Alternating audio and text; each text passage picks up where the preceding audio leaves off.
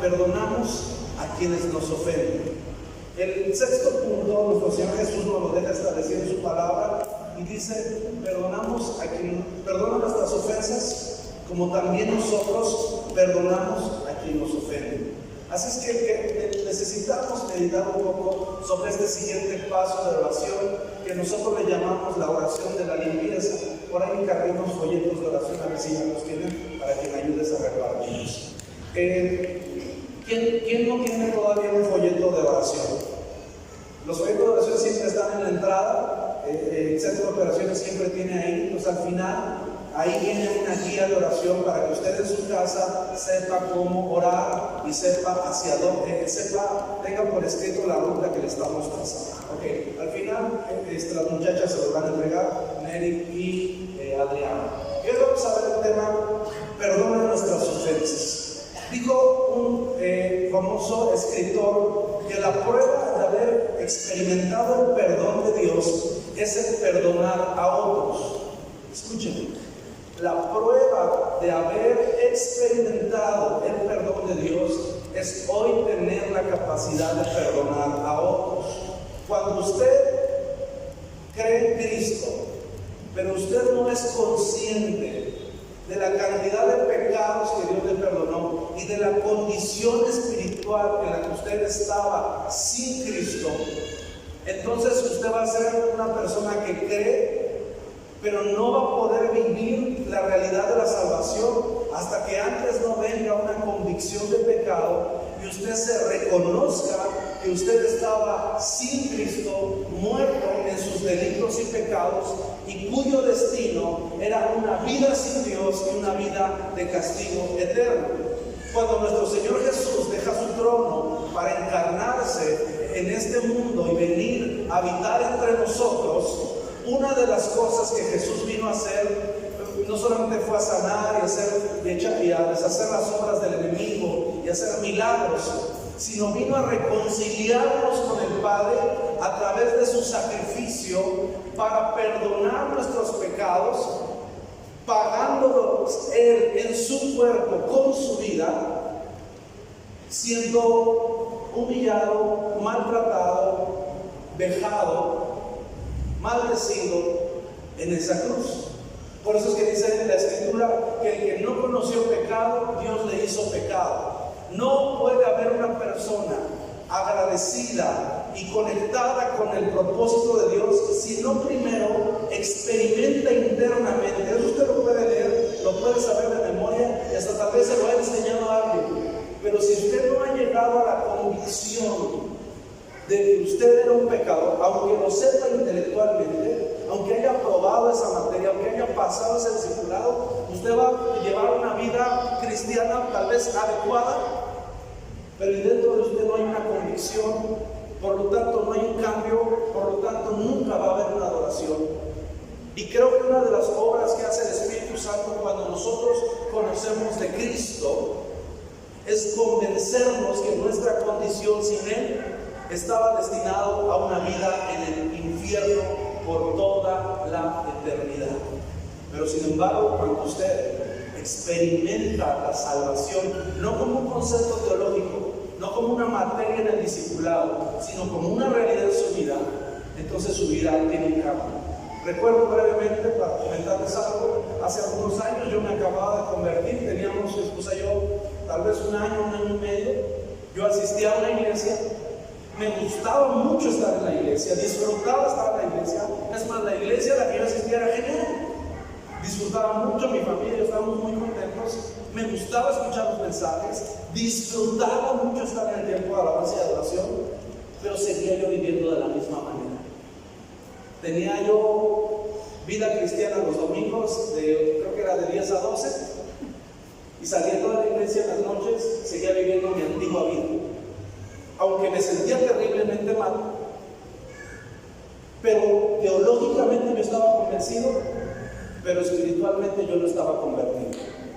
Hay mucha gente que está convencida del Evangelio, pero no se ha convertido y sigue viviendo a veces una doble vida, una doble moral. Yo recuerdo que por ese tiempo hubo un evento en una iglesia y teníamos mucha hambre por conocer de Dios y fuimos.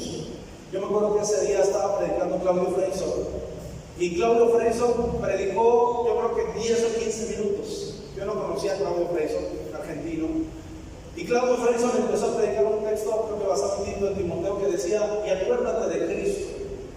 Y eso fue lo único que él predicó. Y para esos como 10 minutos hice una mención. La verdad, yo era nuevo, yo no entendí mucho, porque yo decía: ¿qué significa eso? Había muchas dudas, muchos huecos en mi cabeza que no me hacían seguir la predicación en ese momento. Pero yo me acuerdo que él dijo: cierren sus Biblias, vamos a orar.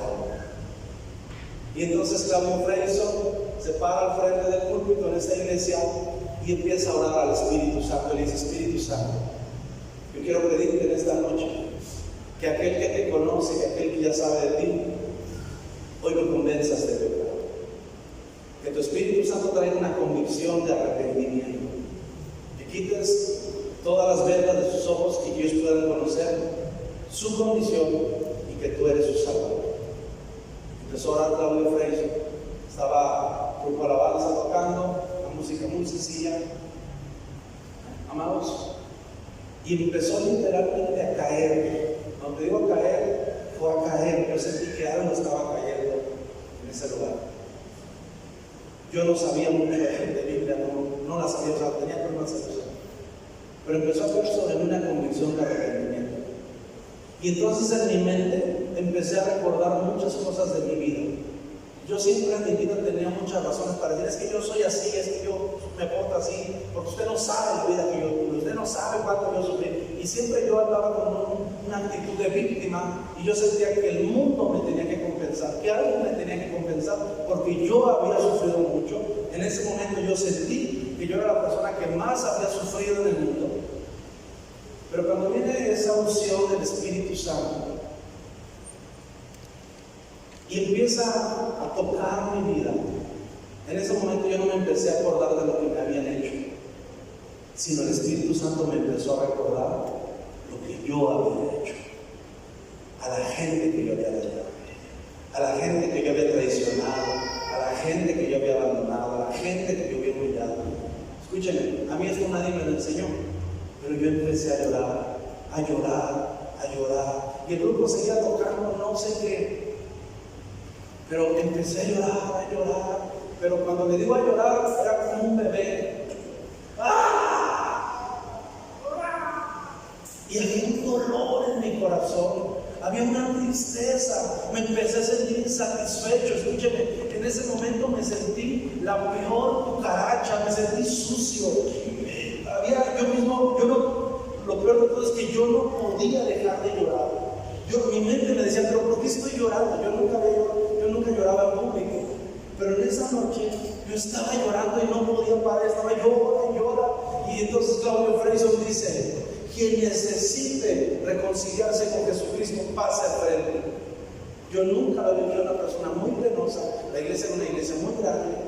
Yo me abrí paso entre la gente, no supe cómo. Me abrí paso entre la gente, pisé a algunos que ya estaban tirados, fui hasta el frente, toqué el altar, y antes de llegar a Claudio Freixo y ora por mí. Escuche, yo estuve literalmente, eso eran como las 10, 9:30 de la noche, de 9:30 de la noche a más o menos 10 de la mañana, toda la noche llorando con amargura, llorando con dolor, llorando con tristeza, llorando con desesperación. Y por primera vez en mi vida me di cuenta, fui consciente, no en mi mente yo lo entendía, pero no lo comprendía, sino en mis huesos, en mi alma, en mi espíritu, me di cuenta que yo era un mugroso pecador y que no merecía la presencia de Dios. En ese momento, sin que nadie me enseñara eso, yo entendí que si no es por Cristo, yo estaba destinado al infierno. Nadie me lo enseñó, eso el Espíritu me lo hizo entender. Y yo lloraba porque Dios me acordaba cómo había tratado a mis padres, a mi familia, a mis amigos, a uno de mis mejores amigos, cosas que ya no me acordaba. ¡Pum! Como que se quitó el corcho y empezó a salir, y lloraba. Me acuerdo que llorando la cara se me ponía roja. Yo porque me avergonzaba cuando era como una película que estaba pasando en mi mente. Toda la noche estuve llorando. Fui a casa con los ojos hinchados. Nos íbamos en un taxi, mi esposa y yo y otras personas más. Íbamos llora y llora y llora y llora. Quise dormirme en la noche, no pude dormir, estuve llorando. Tiempo después me dijeron, eso se llama convicción de arrepentimiento. Me dijo, yo creo que por fin eres salvo, que por fin te arrepentiste. Porque nadie puede anhelar la salvación a menos que se sienta condenado a la muerte. Y en ese momento yo me detuve. En ese momento hice un acto en mi vida y me sentí expuesto ante la presencia de Dios. Y me di cuenta que yo estaba sucio y que Él era santo y que yo necesitaba un reconciliador. El apóstol Pablo lo dice así: ay de mí, que siendo yo hombre, dice incluso Isaías, ¿no?, de labios inmundos, han visto mis ojos la gloria del Rey. Es cuando Isaías estuvo cuando tuvo un encuentro a la presencia de Dios, que se dio cuenta que él siendo un profeta, era una persona sujeta a pecado. ¿Por qué le estoy hablando de esto? Porque uno no puede adorar a Dios. Yo le dije hace 8 días, hasta que no está uno asombrado, uno adora aquello que admira, y uno no puede adorar a Dios a menos que uno esté verdaderamente agradecido por una deuda que nadie podía pagar más que Dios a través de su Hijo. Entonces, la prueba, dice este escritor, de haber experimentado el perdón de Dios es el perdonar a otros, porque cuando usted entonces experimenta esa gracia y dice: Dios, gracias por Jesús que murió en la cruz, gracias por la vida, gracias por morir y tomar mi lugar en la cruz, y que deja de ser un concepto teológico o filosófico, como usted lo comprenda, y se convierte en una realidad en tu interior, se convierte en una vivencia, en parte de tu corazón. Entonces tu vida tiene un cambio. A raíz de eso, esa actividad, ese congreso me marcó. A raíz de todo eso, yo le entregué mi vida por completo a Jesucristo. Le di mi corazón. Yo creo que a lo largo del año de mi vida se la he ido dando cada día más y más y más. Pero ese fue el punto de partida. Porque cuando una persona no perdona, entonces se ata a lo que en la Biblia y generalmente se le conoce como rencor. La palabra rencor significa amarrarse a recordarse. La palabra resentimiento es volver a sentir, resentir. Y uno tiene que aprender a liberarse de rencores y de resentimientos, porque si uno no sabe perdonar, entonces uno va a tener una vida llena de amargura. Usted va a entrar en una prisión llamada amargura. ¿Y sabes cuántos cristianos que aman a Dios, que son salvos, están sujetos a una prisión de amargura? Porque en algún momento decidieron no perdonar. En algún momento la gracia se convirtió en un derecho. En algún momento dejaron de ver a Dios como el que los perdonó y empezaron a sentirse con derecho a, y no se dieron cuenta que el lugar que tenemos en Dios nunca fue por derecho, nunca fue por méritos, siempre ha sido por gracia. Por eso es que en esta parte de la oración, Padre nuestro Señor Jesucristo, entendiendo la naturaleza y el corazón del hombre, en el quinto paso, después de que pedimos por nuestras necesidades, Jesús les enseña a sus discípulos que tienen que tener un tiempo en el cual se limpien. Le llamamos a este paso la oración de limpieza. Y en la oración de limpieza es donde nosotros le pedimos todos los días. Uno sabe que tiene que bañarse y lavarse y hacer cosas y limpiarse todos los días, ¿cierto? Las mujeres que se maquillan saben que antes de acostarse se tienen que limpiar la cara con algunos productos que ignoro, pero crema y no sé qué más. Algunas personas pues sabemos que después del trabajo necesitamos bañarnos. Algunas personas sabemos que todos los días necesitamos lavar los dientes, porque todos los días ocupamos los dientes y si no se va a producir caries. Pero también todos los días necesitamos limpiar nuestra alma de rencores, resentimientos y sobre todo de amargura. Por eso es que la persona que ha perdonado, pero no logra mantener una vida de perdón, es una persona que constantemente va a estar herida, constantemente va a estar apagada, constantemente va a estar agobiada, resentida. Uno piensa a veces que cuando uno ya perdonó algo, desde ese momento, ese sentimiento, ese pensamiento, nunca más vuelve a regresar. Y te digo algo, no es así. Después de que tú ya perdonaste algo o a alguien, al poco tiempo, el rencor, el resentimiento, el recuerdo, va a intentar regresar otra vez. Y es más, a veces cuando la persona está viviendo, digamos, hablamos de entre esposos, cuando la mujer está perdonando al marido, tal vez fue un tiempo de refrigerio, tal vez en una reunión, le pidió perdón a Dios y lo perdonó, pero resulta que saliendo de la iglesia se va con el mismo marido que la dañó. Y ahora en el camino él vuelve a hacer nuevas heridas, nuevas ofensas, y aunque la mujer o el hombre ya perdonaron, al cabo de unas horas, al cabo de unos días, aunque la persona pelea para guardar su corazón, al cabo de unos días, sin darse cuenta, vuelve a estar otra vez amargado, vuelve a estar otra vez resentido. Hijos que fueron abandonados por sus padres, mujeres que fueron traicionadas por sus maridos, hijos que fueron violentados o abusados por un familiar, un padre, ya sea sexual o físicamente o verbalmente. Y cuando la persona no cambia, es muy fácil volver a otra vez a amargarse y a caer en rencor. Muchas veces la gente que está a nuestro alrededor ya no se identifica como personas con amargura, con resentimiento. La gente amargada son personas que siempre están a la defensiva, que todo lo ven mal, que siempre esperan algo malo, que no saben tener amigos, que no saben conservar relaciones duraderas, que son personas que a veces no encajan en los grupos, que cuando hablan lastiman. Este tipo de personas, muchos los criticamos, muchos los evitamos. Son gente que generalmente se queda sola, la gente no quiere estar con ellos, porque tienen un problema muy severo, muy profundo, tal vez crónico de amargura. Y la persona a veces se confunde porque dice, no, yo ya perdoné esa situación en mi matrimonio, yo ya perdoné la infidelidad de mi esposo, yo ya perdoné a mi padre que me golpeaba. Pero de lo que no se cuida es la mente del recuerdo.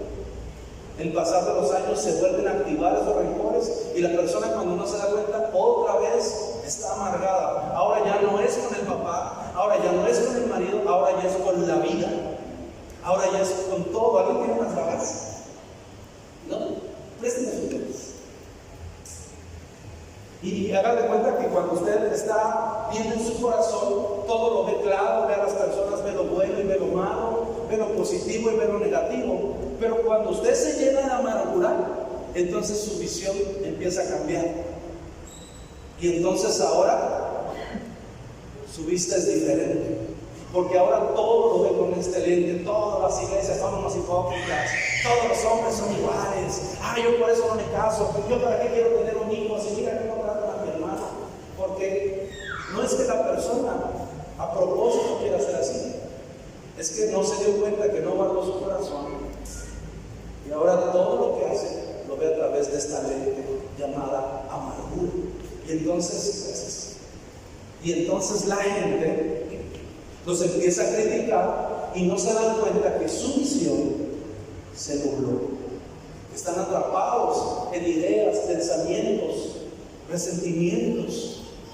Por eso hay gente que a veces ya no encaja en las iglesias, porque dice, yo para qué voy a esa iglesia, todos somos los hipócritas, porque conoció a alguien que fue cristiano, o él fue cristiano y estuvo en una iglesia, y en esa iglesia alguien abusó de él, lo maltrató, lo humilló, lo señaló, lo exhibió.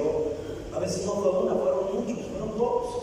Pero entonces esa visión de amargura generaliza y hace que la persona dice, bueno, ok, ya no estás ahí, está bien, ya te dejaste ir a la iglesia, congrégate en otra. Y la persona dice, ¿para qué voy si todas son iguales? Bueno, tal vez la persona llegó a otro lugar y cuando llegó a ese lugar no se dio cuenta, porque así ha vivido, que llevaba puesta la lente de amargura, que llevaba el corazón lleno de resentimiento y de rencor. Y miren cómo nos ama Jesús y cómo nos conoce, que cuando los discípulos le preguntan, enséñanos a orar, Jesús les enseña que tienen que pedir, que tienen que glorificar al Padre, que tienen que adorar, que tienen que hacerlo a su Señor, pero le dice, pero también en la oración tienes que aprender a limpiar, a bañarte, a descontaminarte, porque escuche, todos los días alguien nos hace algo, ¿cierto? No siempre catastrófico, pero todos los días alguien te cierra la puerta, todos los días alguien te avienta el dinero, todos los días alguien te grita, todos los días alguien te contesta mal, pero también todos los días nosotros a alguien tratamos mal. Y por eso es que Dios, conociendo nuestro corazón, dentro de la oración diaria nos dice que cuando nosotros oremos, que todos los días nos limpiemos. Por eso es que esta oración se llama la oración de limpieza, porque es en este punto, cuando tú estás ante la presencia de Dios, cuando le puedes decir, Padre Santo, Padre bendito, perdona mis ofensas. Y ahí es un tiempo de oportunidad. Ahí es un tiempo en el cual tú vienes ante tu Padre con un corazón arrepentido. Es importante hacerlo desde lo más profundo del corazón y con el deseo de no volver a ofender, de no volver a fallar. Estuve estudiando mi tema en la semana y estuve viendo a un rabino judío y estudiando un poco el texto original en el hebreo.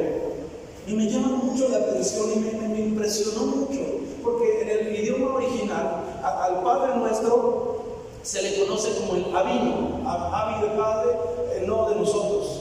El Abino, así se dice en hebreo el Padre Nuestro. Y el Abino, dentro de todas las características que tiene, está dividido en tres partes. Las tres primeras oraciones tienen que ver con la voluntad de Dios. Las otras tres oraciones, que es esta y dos más, tienen que ver con nuestra voluntad y nuestras necesidades. Y la última parte, con el ser agradecidos y darle gloria a Dios. Pero en esta parte, en el hebreo, en el Abino, en el Padre Nuestro, cuando dice, perdona nuestras ofensas, como nosotros perdonamos a quienes nos ofenden, en el hebreo lo traduce así: y sé tierno con nosotros, con nuestras ofensas, como nosotros somos tiernos con quienes nos ofenden.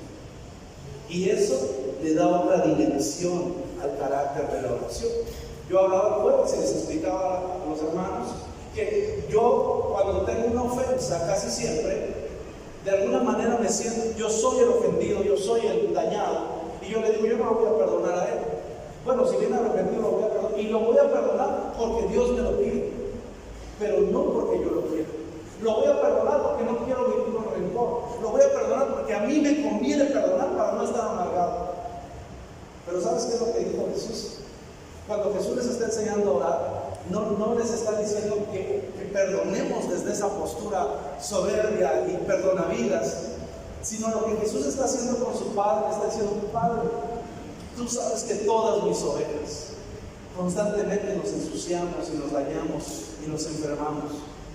Padre, aunque tú tienes un lugar de gloria, aunque tú eres glorioso y nosotros no te merecemos, papá, sé tierno con mis ovejas, porque nosotros estamos dispuestos a ser tiernos con los que han pecado contra nosotros.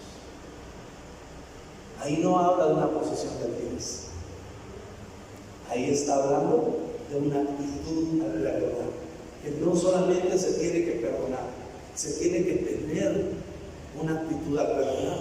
Por eso es que los matrimonios y las familias y las relaciones a veces no se componen,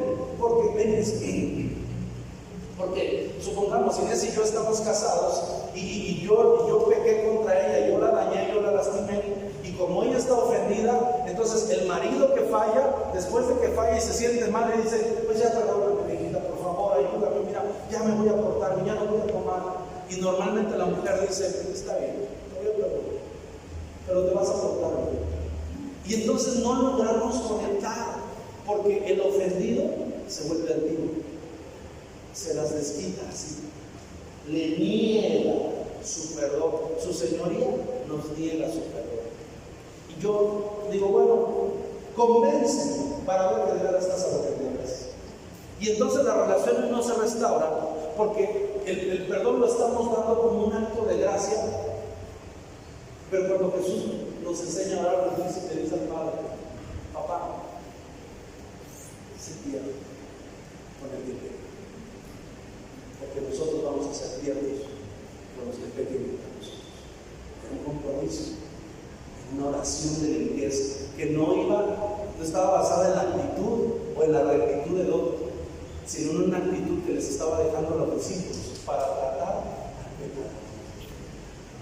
Es decir, es hacerle más fácil el camino al pecador para que pueda cambiar de vida, pero con una actitud arrogante, con una actitud de que ahora te voy a subir el nivel, de que ahora te voy a exigir más porque ya me has hecho muchas veces el pecador ya no encuentra el camino y se desanima. Y el corazón de Jesús era allanar el camino. Diga usted conmigo: Padre Santo, sé tierno con nuestras ofensas, como nosotros vamos a ser tiernos con los que nos ofenden. Cambia la oración, ¿sí? Cambia todo el concepto, porque no hay una posición de dominio, ni de indignación, ni de ofensa, ni de ofendido. Hay una actitud que le están dando no solo al que se arrepiente, sino al ofendido, y es volverse una persona tierna. Entonces, cuando Jesús les está enseñando esto, les está enseñando a lavarse, a mantener limpio el corazón. Por eso es que en este paso es la oportunidad para limpiar nuestro corazón al confesar nuestros pecados y pedimos perdón por nuestras ofensas. Y quiero compartirles 7 cosas que significan el perdón, o que tienen que traer perdón, que tenemos que aplicar en el perdonar a otros. Número 1, perdonamos a que nos ofenden, porque perdonar significa borrar una deuda. Es no dejar acumular heridas o rencores. Es decir, el perdón es una decisión. Decido perdonar. Tal vez no lo siento, tal vez no lo merece, pero como yo experimenté un perdón mayor, ahora yo no me siento en condición para no perdonar. ¿Me está siguiendo? Entonces, es no dejar acumular heridas o rencores. Perdonar nos ayuda a mantener la comunión con Dios. Dijo Jesús en Mateo 6, 14 y 15. Porque si perdonan a otros sus ofensas, también les perdonará a ustedes su Padre Celestial. Pero mira, por favor, pon mucha atención. Pero si no son tiernos con las ofensas de otros, lo estoy parafraseando, tampoco su Padre les será tierno a ustedes con los suyos. Es decir, aquello que nosotros pedimos, la misericordia que pedimos cuando nosotros fallamos, es la misma misericordia que nosotros tenemos que dar con el que falla con nosotros. Claro, decirlo es muy sencillo, pero cuesta trabajo. Segundo, perdonar es un mandato de Dios. La voluntad de Dios es que perdonemos, porque ya vimos, el perdón nos limpia, el perdón nos mantiene en comunión con el Espíritu Santo, pero el perdón es la voluntad manifiesta de Dios hacia nuestras vidas. Una persona que se niega a perdonar, él fue la persona, digamos, la persona que fue ofendida es la persona dañada, es la víctima. Pero cuando una persona fue dañada y se niega a perdonar, ahora la persona se convierte en transgresor. Aunque haya sido víctima, ahora tiene en sus manos, en sus pies la pelota, y ahora si no perdona, ahora aunque pecado contra él, ahora él es un transgresor. Porque al conocer que la voluntad de Dios es que perdonemos, entonces es ahí donde nosotros tenemos que decidir si vamos a hacer la voluntad de Dios o no. Perdonar es un mandato de Dios. Dijo alguien que la persona que guarda rencor sufre más con los recuerdos, ya que al rehusarse a perdonar a otros, la amargura nos aleja de la gracia de Dios. No somos libres, sino nos convertimos en esclavos del odio y de la venganza. Mateo 18, 21 a 35 nos habla de la parábola del siervo injusto, que se negó a perdonarle a un hombre centavos cuando él se le había perdonado miles, una deuda más grande. ¿Y qué hizo? Eso trajo una consecuencia de proporciones más grandes y un castigo que lo persiguió hasta que pagara su última deuda. También vemos que renunciamos, cuando nosotros perdonamos, perdonar es renunciar al rencor y la venganza. Perdonar es renunciar al rencor y la venganza. Perdonar es vivir por encima de las heridas del otro. Dijo que el que perdona libera al otro con su perdón, pero a sí mismo se deshabla del rencor. Efesios capítulo 4, versículo 2 nos dice: con toda humildad y mansedumbre, con paciencia, soportándonos unos a otros. ¿Qué significa? Que no solamente hay que dar perdón, sino hay que saberlo dar. No es decir, sí, te perdono, sí. Hay gente que es terrible, porque hay gente que dice, perdóname, no, que te perdone Dios, yo quién soy. Y eso no es más que una manera de evadir su falta de humildad. No solamente se tiene que perdonar, sino tenemos que aprender a hacerlo con humildad, conscientes de que nosotros primero fuimos perdonados. Entonces, cuando perdonemos, dice el texto, con humildad. Perdonemos con humildad, hagámonos tiernos. Siguiente, otro texto, Romanos 12:19 dice: amados, no se venden ustedes mismos, dejen lugar a la ira de Dios, porque escrito está: mía es la venganza, yo pagaré, dice el Señor. Y escucha, este texto es una realidad y es la palabra de Dios, pero sabes, muchas veces lo hemos malentendido, porque trasladamos el rencor y esperamos que Dios se vengue de las personas. Y sabes, a veces se nos arruinan los planes, porque decimos, bueno, aquel me destruyó la vida y me hizo esto hasta que me sacó lo último que tenía, pero lo va a pagar. Y lo cierto es que hay una ley de vida que además es una ley bíblica: lo que se siembra se cosecha. Pero escuche, hay una nota: pero si la persona se arrepiente, se cancela la pena. Así es. Entonces hay personas que están viendo el desgraciado del marido que le hizo sufrir, y resulta que en el camino el marido se entregó a Cristo y la mujer se vuelve a amargar porque ese no es justo. Y ahí es donde entonces a veces el rencor puede aparecer, porque la gracia que la salvó a ella es la misma gracia que le perdona. Por eso es que el texto, si le damos contexto, dice: no estén obsesionados con la venganza, suéltense en las manos de Dios y Él decidirá. La voluntad de Dios es que nadie sea condenado. La voluntad de Dios es que todos vengan al arrepentimiento. Estuve esta semana leyendo un poco sobre el libro de Jonás, y me llamó mucho la atención porque Jonás es uno de los libros en los cuales, más que hablar de las profecías de Jonás, se habla del profeta. Y cuando están hablando del profeta Jonás, pasa un capítulo, único 4 capítulos, habla del interior del profeta, de las actitudes y del corazón del profeta. Y entonces Dios le dice a Jonás que vaya y hable a Nínive, una ciudad que estaba destinada a ser destruida. Y Nínive tuvo 2 tiempos de visitación de Dios: el tiempo del profeta Nahum, pero anterior a eso fue el tiempo del profeta Jonás. Al final la historia dice que Nínive fue destruida, pero el primero que es enviado para llamarlos al arrepentimiento fue el profeta Jonás. Y entonces Dios le dice al profeta Jonás: ve y dile a Nínive que en tantos días voy a destruir la ciudad. Ese era el mandato de Dios. Y entonces dice que Jonás, usted conoce la historia, se va encendiendo puesto, se lo trae un gran pez. Dios trata con su corazón y su carácter, porque Nínive era una ciudad cruel. Nínive era una ciudad que dañaba a niños, que dañaba familias. Nínive era una ciudad que eran enemigos de los israelitas. Y el profeta tenía razones muy fuertes, muy de peso, para no quererle predicar a una ciudad, porque él conocía que Dios los podía perdonar. Y entonces el profeta toma las cartas en sus manos y trata de arreglárselas y se niega a predicarles este mensaje, sabiendo que Dios puede ser movido de misericordia y perdonar. Entonces se va de la voluntad de Dios, pero después de que Dios trata con él, dice la Biblia que él recorre la ciudad predicando: Nínive va a ser destruida en 3 días, Nínive va a ser destruida en 3 días. Y dice la Biblia que toda la ciudad, el rey, los siervos, los bueyes, las bestias y aún los niños de pecho, dice que se pusieron en ayuno.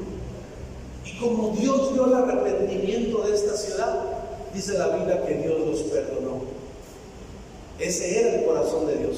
Pero dice que cuando Jonás estaba ahí esperando que cayera fuego del cielo y la ciudad fuera destruida, Al ver que Dios había perdonado a la ciudad, dice el texto que Jonás se amargó y le dijo: ya ves, yo por eso no quería predicar, porque yo sé que tú ibas a cambiar de parecer, porque tú eres un Dios bueno. Así es. Y eso nos revelaba el espíritu, el corazón de Jonás.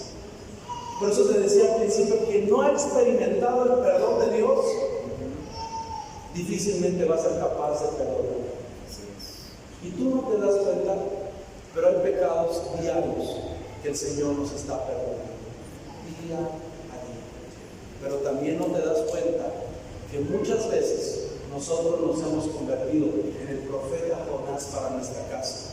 Y la casa se está hundiendo al igual que esa barca, porque nosotros estamos emberrinchados, enojados, molestos, resentidos, amargados con alguien, y que Dios tiene sus planes perdonarlo, levantarlo y usarlo, pero a nosotros no nos gusta, porque nosotros queremos venganza.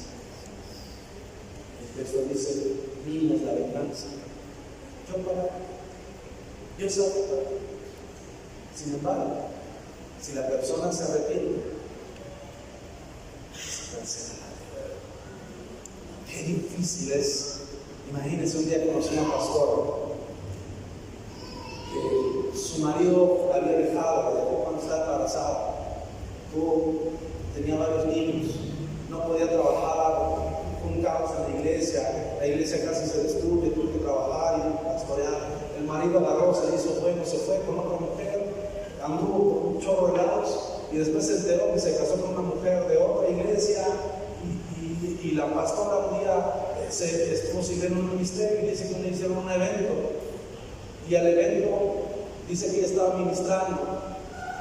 Y cuando hacen el llamado al altar, dice que la primera que pasa para pedir perdón fue la que ahora era esposa de su marido. Y ella platica que le costó mucho trabajo. Dice que ella intentó salirse, pero había una cantidad de personas que no la dejaban. Y la persona venía llorando, pero venía llorando hacia ella. Venía caminando hacia ella. Y la persona arrepentida, y ella dice que quería escaparse y no podía.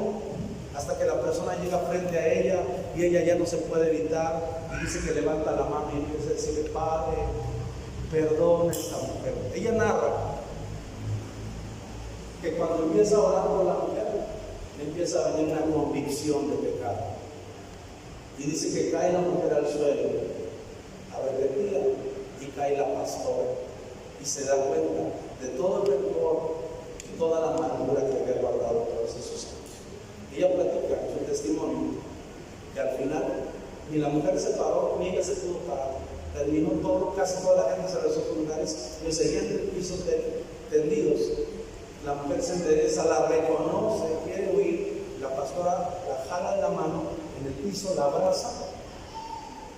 Su pastor dice: hermanos, toda la ciudad del pueblo conocíamos lo que había sufrido la pastora y lo que le había hecho esa mujer. Pero digo, esa vez yo vi a Dios entrar caminando por esa iglesia, porque hubo una mujer que estuvo dispuesta, a pesar de su dolor, a seguir el camino y el ejemplo de Cristo.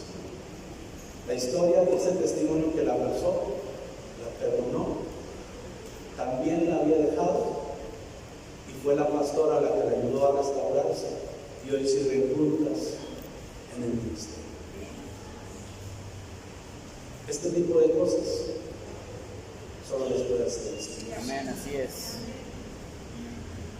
Mía es la venganza, pero escuchen, pero si la persona se arrepiente, se acabó la deuda, se terminó el pecado, se terminó el error. Y entonces, ¿dónde quedamos tú y yo con nuestros reclamos? Nada, nos queda ahora perdonar y celebrar porque un pecador se arrepintió. Amén. ¿Está aquí? Cuarto, perdonar nos limpia del poder del maligno. Segunda de Corintios dice: para que Satanás no gane ventaja sobre vosotros.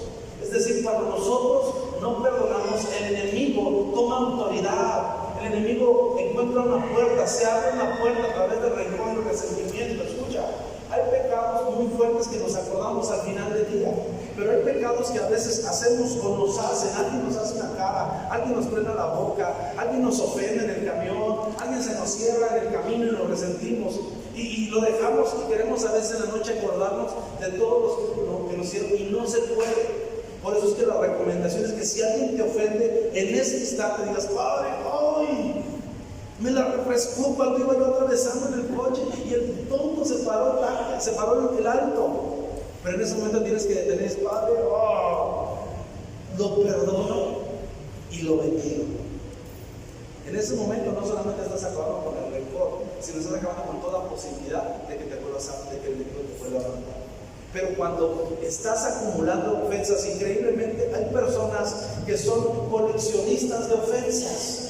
Hay personas que tienen una tendencia natural a guardar rencor. Hay gente que colecciona autos, hay gente que colecciona estampillas, pero hay gente en la iglesia, hay gente en nuestras familias que por temperamento o por historia son coleccionistas de pecados.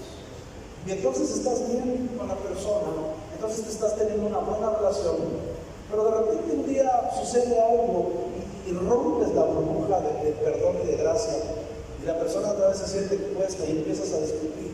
Y la persona te dice: bueno, sí, ahorita sí me lo estás diciendo, pero no te acuerdas, ¿verdad? La vez que yo te presté, y la vez que yo te ayudé, y cuando te presenté que estabas enfermo, y cuando además yo te ayudaba, que no tenías trabajo. Y empieza a salir toda la colección de rencores, de resentimientos, de ofensas. Seguramente usted no conoce a nadie así, que son muy raros de encontrar, pero yo sí. Y escucha, y yo me doy cuenta que muchas veces lo es. Hay pecados que puedo perdonar, hay heridas que puedo. Yo es muy difícil que me ofenda, pero sí me doy cuenta que muchas veces mi mente no quiere soltar las heridas, los recuerdos, el daño, el dolor. Y cuando me doy cuenta, resulta que yo me llevaba ahí con Arturo y ahora lo vuelvo a ver y ¡oh! Dios lo bendiga. Yo me doy cuenta que ya mi relación se empezó a enfriar. Y hasta que empiezo a revisar mi corazón, me doy cuenta que me ofendí, porque iba pasando en la 3 en su camioneta. Y yo le extendí la mano y dije: Dios le bendiga, pastor Arturo. Y él se pasó. Ya está difícil. Estoy inventando cosas. Ya no es así. No conozco lo que nos amamos. Pero en mi corazón, su verdad es no tiene peso, porque yo me fabrico mi colección, mis heridas. Tengo una tendencia a guardar rencor. Por eso es que dicen por ahí que perro viejo ya no aprende truco nuevo. Entonces, yo que me conozco, yo sé que no me puedo dar el lujo de acostarme una noche sin decirle: Padre, perdono a todos los que me hayan ofendido este día. Ayúdame a recordar quién me ofendió, quién me dañó. Perdono, y ahí es el hermoso Espíritu Santo que mientras tú estás orando te empieza a traer la imagen, te empieza a traer la escena. Por eso le llamamos oración de limpieza, porque es como el baño diario. No dejas que se acumule la mugre ni el mal olor, sino te mantienes limpio y te vas a dormir después de que te bañas descansado, fresco, y te levantas al otro día con energía, porque no tienes un peso, no tienes un mal olor, no te sientes incómodo cuando alguien viene en la mañana y te abraza y dice: Ay, ¿cómo estás? Dios te bendiga, Dios te bendiga. Pero sabes que no te bañaste y además no te pusiste desodorante, entonces andas bloqueando porque te acostaste sucio. Pero así es en el corazón. Cuando tú estás con rencor, tus abrazos son fríos, tus palabras no son cálidas, se te va la sonrisa de la boca, con cualquier cosa te enojas. Hay gente de otro país, claro, hay gente de otro lugar que se enoja con ella, pero se les quita con todos ellos. Hay gente tan chistosa y tan rara que me peleé con él, pero me estoy castigando, me estoy peleando con él. Es más, hay gente que la siguió su mamá y se están desquitando con el hijo. Hay gente que no soporta a las personas gorditas y está atacando su gordura en la hija. Estás gorda, pareces una vaca, ya nadie te va a tener, tú estás chaparro, eres un burro. No, ¿sabes? Y lo único que está haciendo es curarse sus heridas, porque no sanó las heridas de su casa. Y se las está curando y se las está desquitando con él. Esto no sucede muy común, son casos muy extraños, pero llegan a pasar. Llegan a pasar. Escucha, ahí es donde aplica el texto de Juan, como decía Judas: ¿seré yo, Señor? ¿Me explico? Hay personas que no están enojados con el marido, están enojados con el padre, y el marido les recuerda el dolor, la tradición, los gritos que les hacía el padre. Hay mujeres que tienen problemas en el matrimonio, pero su herida viene de años atrás, desde su infancia, por las humillaciones, los gritos, las palabras de un padre castigador, padre violento. Ya tenemos ahora las gafas de la amargura y nuestro corazón está atado.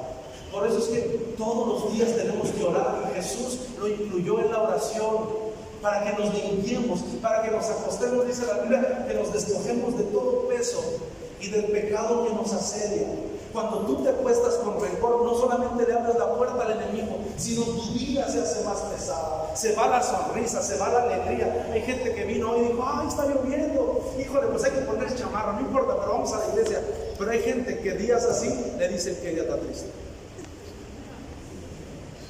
Yo no voy a hacer. Este día me la voy a pasar. Este día no voy a vender. ¿Por qué? Porque está nublado. Escucha, el punto no son los días nublados.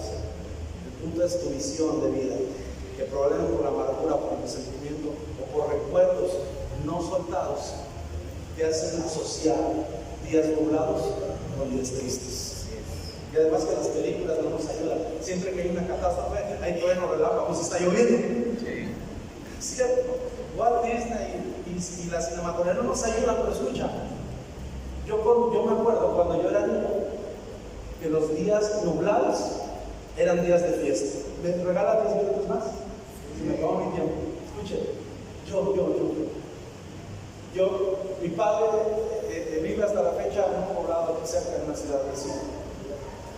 Y había veces que llovía. Yo y mis primos éramos una pandilla, éramos muy cuates. Nos llevábamos todas las vacaciones, me iba a quedar con ellos. ¿Y sabe qué era lo que nosotros orábamos? Que llueva. Porque el pueblo donde nosotros estábamos, donde yo crecí, era un pueblo donde mi papá vivía hasta abajo. No estaba pavimentado hace 25 años. Entonces, no estaba pavimentado, vivíamos nosotros hasta abajo, y el suelo era barro y era de petate. Entonces, ¿quién sabe lo que se da? Cuando llovía, y cuando llovía muy fuerte, entonces el agua empezaba a bajar y hacía canales. Y esos canales se convertían en toboganes. Entonces mis primos y yo, cuando sabíamos que iba a llover, empezamos a juntar cartones. Y cuando empezamos a juntar cartones, estábamos: mañana va a llover, ¡ay, sí, que llueva, todo el día que llueva! Y mi abuelita: no, porque mi ropa no se va a secar, el maíz y los pollos y no sé qué. Y nosotros: no, que llueva. Pero yo me acuerdo que llovía. Y entonces mis primos y yo agarrábamos el cartón, y cuando llovía nos parábamos bien temprano, nos subíamos hasta lo más alto de la calle, y en esos canales donde bajaba el agua se convertían en nuestros toboganes. Y nos dábamos unas divertidas y nos paseábamos de lo lindo todo el día. Acabábamos todos mugrosos, todos raspados, pero increíblemente felices. Moraleja: no es el día, es tu visión. No hay días tristes, hay actitudes erradas. No hay días mejores y días peores. La vida es una cuerda, depende de ti cómo la quieras tocar. Yo mismo hoy estoy pasando una situación que me angustia, me preocupa. Yo quisiera ahorita mismo estar en mi carne en otro lugar, pero en mi espíritu estoy donde tengo que estar. Escuchen, y yo no sé qué va a pasar el día de mañana, pero sí sé quién va a estar conmigo. Sí sé con quién lo voy a enfrentar. Hay días, tiempo de llorar y también tiempo de reír. Y si Dios nos ha dado tanto, dijo Job, ¿acaso recibiremos de Jehová el bien y no? ¿Acaso no cuando le entregamos a nuestra vida, Dios puede hacer lo que quiera con él? Y si Él nos quiere pasar por un desierto, y si Él nos quiere enseñar una lección de vida y enseñar a soltar personas y relaciones, y si Él a través de esta prueba nos quiere enseñar a conocerle, a volvernos mejores personas o más dependientes de Él, amado, ¿cómo le dirá el barro al alfarero? ¿Por qué haces así? Perdonar nos libra del poder del maligno. Dijo Jesús, pero cualquiera que se enoje contra su hermano será culpable de juicio, cualquiera que le diga a esos hermanos será culpable ante el concilio, cualquiera que le diga fato quedará expuesto al infierno de fuego. Cuarto punto, les decía, perdonar nos libra del poder del maligno. Quinto, perdonar es recordar que también podemos fallar. Escuche, cuando usted no quiera perdonar, asegúrese de nunca más volver a fallar. Porque si usted falla, usted va a necesitar también el perdón de alguien. Y si le digo algo por experiencia, cuando uno no quiere perdonar, uno ya no siente que la otra persona nos puede perdonar. Porque es nuestra misión. ¿Cómo me va a perdonar si esas cosas no se perdonan? Pero es su corazón.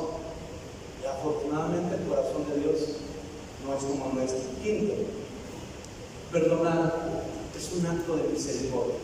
No perdonamos porque la otra persona sea buena.